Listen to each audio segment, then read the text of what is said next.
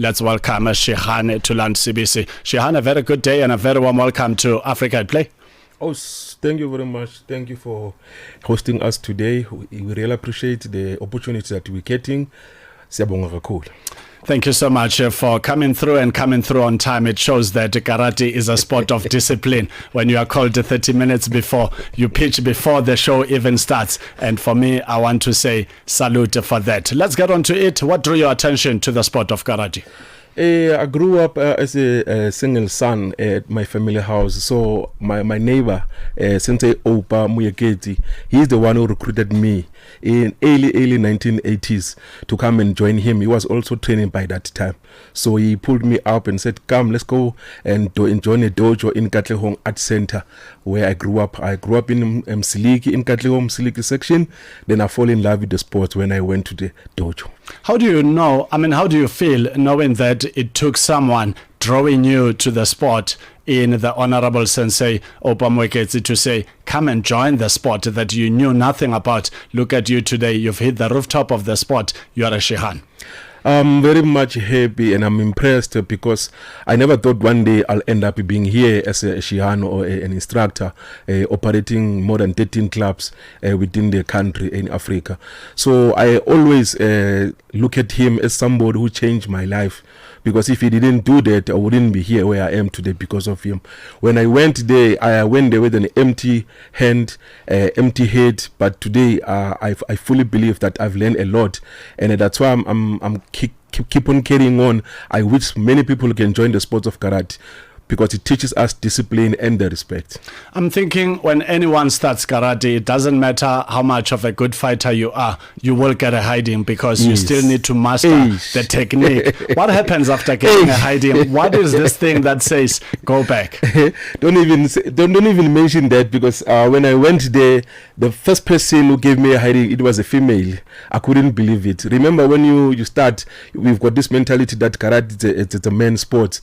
But when I went there, I met a lot of women and girls.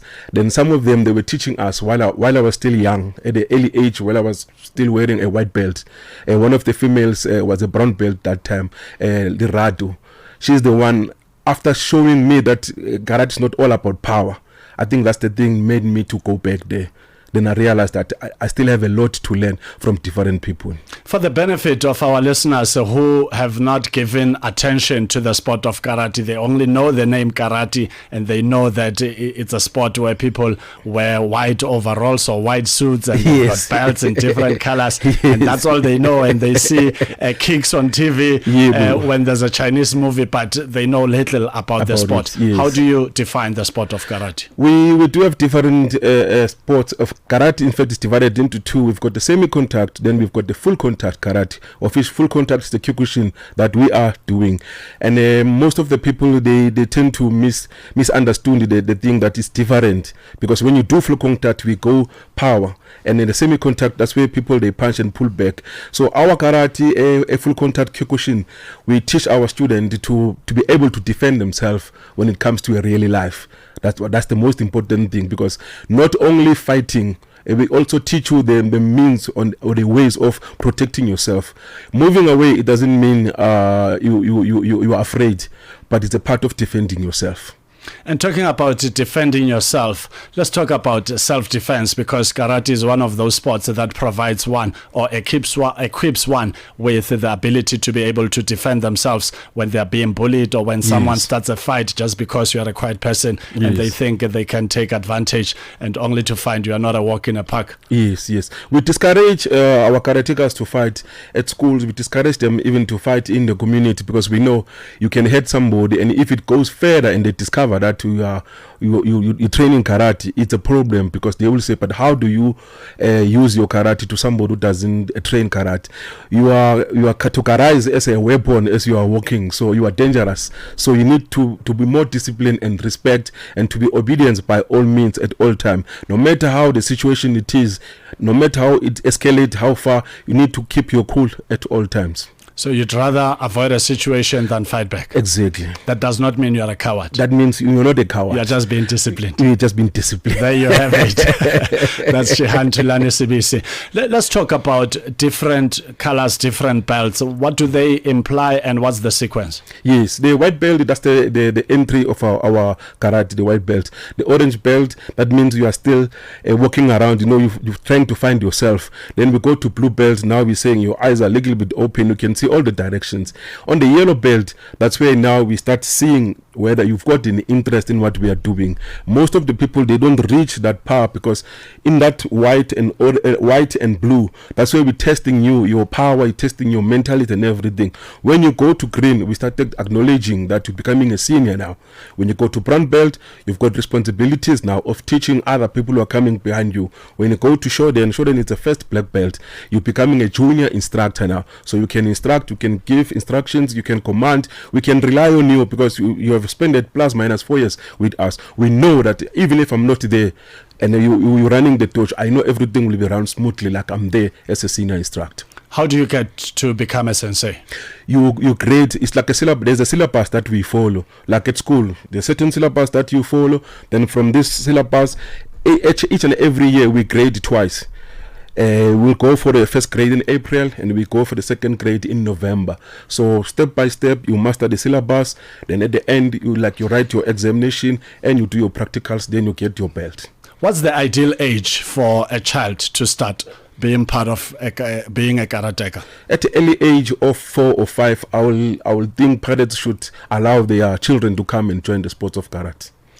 There you have it from Shihan, also known as Master Thulane Sibisi, talking the sport of karate with us. He is the founder of AFCKO and he's based in the east of Johannesburg in Ekurhuleni. A little later on, we will be talking to our teenager in sport, Tumbiko, who is a 15-year-old who is a karateka and he's currently wearing a green belt. We'll find out what does that green belt mean to him, but also his education, because we encourage that athletes must also have a backup of education, so that in an event that they are faced with a life-threatening injury, then they've got education as a backup, and it's just good to have that good knowledge. Let's expand the conversation, the attire that karatekas needs, since it goes from one category to another. Does this mean karate is an expensive sport? But also tell us about what attire we're talking about for one to be able to join the sport. Yes, karate suits, they are very expensive, to be honest with you, because near karate suit, the small size, it will go about 350 to 750, and we need this uniform to encourage the students, because sometimes a student can come and train with a tracksuit. We allow that, and in the meanwhile, while maybe you're still fundraising to get a uniform. But most of the time we encourage parents that to wait a little bit so that we can see and build the interest of the student, because nowadays, to be honest, to pop up money like 750 same time, and after 2 months or 3 months and the student decides to leave the sport, it's a challenge. I mean, we know that most of the parents are not working nowadays, and to pop up that money and it will go in the waste. I cannot go ahead with the training. So we start building the interest first. Then when we see that the student or the child is interested, then we approach the parents and say, I think it's time now for you to organize a karate suit for the student. It's a uniform whereby you get encouraged when you're wearing it like the other students. So it's very important for us to have those uniforms. What challenges are you faced with under AFCKO? It's a lot of challenges. One, when we travel around the province or nationally or international, we don't have funds, we don't have a budget to go around doing these things.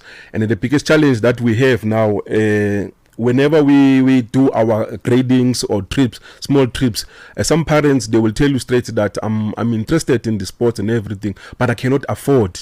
So that's where we come in as an AFCKO, where we're trying to raise funds so that we make sure that everybody who belongs to the organization get an opportunity to go to KZN for the national championship, and it's hard, to be honest. And most of the time, these people who are talented with the sport, those are the people who cannot afford the sport. You'll get people who are average, who manage to pay your fees, your monthly fees, who manage to pay the trips and everything.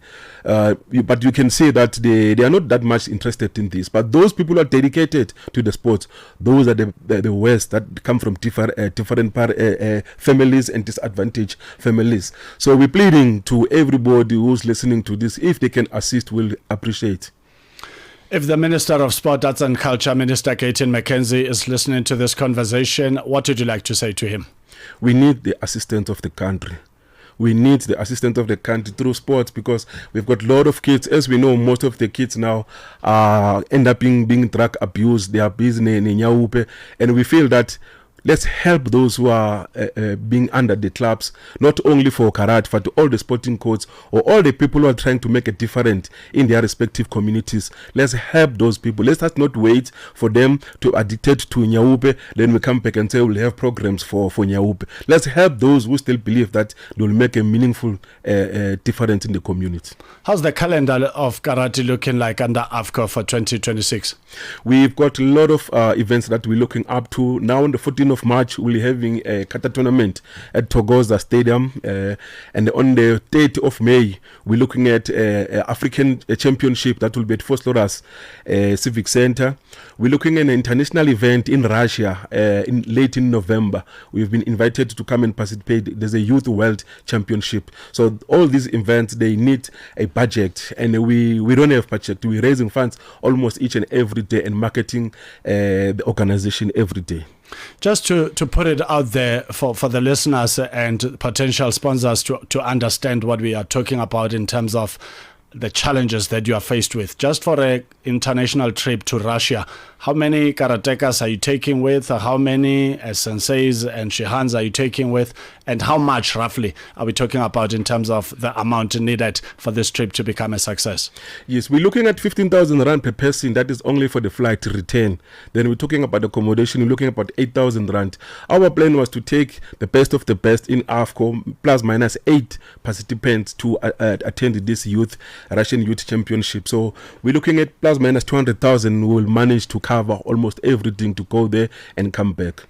If there's a multimillionaire or a billionaire listening to this conversation who's willing to assist, what would you like to say to them, and how do they get in touch with you? We do have luckily enough, we comply with everything. We've got our NPO certificate, we've got our SARS in place, we've got our banking details and everything. I would like to say, if you can be a good Samaritan, please assist us. You will never regret helping us, because we're doing a meaningful contribution towards the community where we are. AFCKO is the mother body. We've got branches, Eastern Cape, KZN, Northwest, almost all the 5 provinces that we exist in them. And what is good with this, we communicate almost every month with our challenges that we are facing with. But under umbrella AFCKO, I will say now, we're getting there. The biggest challenge that we have is funds to travel nationally and internationally. And to young people out there, the likes of OA2, who are not part of the sport as yet, what would you like to say to them who are listening to this conversation with a key interest to be a karateka one day? I will say, come join us, you will never regret. Come join us, you will never regret. This is the discipline sport where you need to be. I'm not saying other sports are not disciplined, but I'm saying as we know the quality that we have and the training that we give, we have changed many people's life through karate. And I still believe that karate is one of the sports which were supposed to be taught in the schools. And most of the people, when they come to karate, they come with the mentality that I'm here to fight, I'm here to defend myself. But you come out there with a knowledge that you can implement in your daily life. That's why most of the time we say karate is life. So karate is part of your life. Everything that you do, being disciplined needs to be part of you. You don't do good things just because people are looking at you. Even in the shadows, even in the dark places, you discipline yourself, you do the right thing. Shihan Thulane Sibisi, a renowned Kyokushin karate master, founder of the African Full Contact Karate Organization, AFCKO, and the International Kyokushinkai Karate Federation, IKKF, the South African representative, and he's based in Katlehong, the east of Johannesburg, celebrated by many in his area as a nation builder because of the awesome work that he does on the ground, and not just giving credit to him, but his entire team that works with him, that works tirelessly raising funds to make certain that an African child who is a karateka is taken good care of. And as it stands, they're looking for real money to be able to make it to Russia in November. And you can get in touch with Shihan or Master Thulane Sibisi to be able to assist if you are able to do so. 14:59 Central African Time. Shihan, thank you so much for pulling through to Africa at Play. All the best. I'm certain that after you've sat on that chair, the sport of karate and AFCKO will make it to the highest possible level. Os, thank you very much. We really appreciate the opportunity. Siyabonga kakhulu. Os.